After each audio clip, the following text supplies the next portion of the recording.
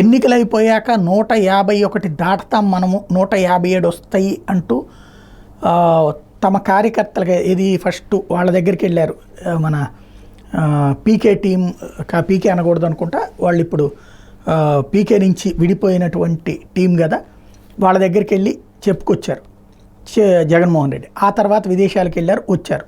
ఆయన వచ్చిన రోజునే ఈ సర్వేలన్నీ వచ్చినాయి. వచ్చిన మరుసటి రోజునే ఎగ్జిట్ పోల్ సర్వేలన్నీ వచ్చినాయి.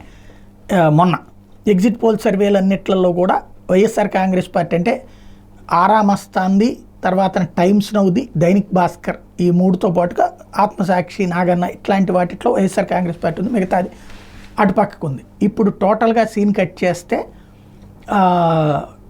జగన్ ఏమనుకుంటున్నారు దీని మీదన అంటే, జగన్ మాత్రం ఇప్పటికీ కాన్ఫిడెంట్గానే ఉన్నారు.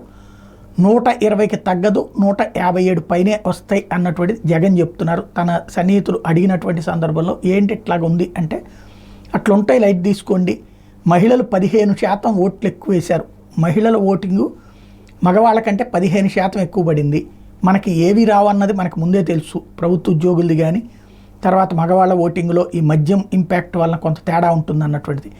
అయితే మహిళలు, బీసీలు, ఎస్సీ ఎస్టీ మైనార్టీలు మనకు ఓట్లేశారు, అది ఖచ్చితంగా కనబడుతోంది చూడండి అని చెప్పి జగన్ ఇంకా చెప్తున్నారు. రేపు రాత్రి దాకా ఇది చెప్పే అవకాశం ఉంటుంది. రేపు రాత్రికి కానీ ఓ స్పష్టత రాదు.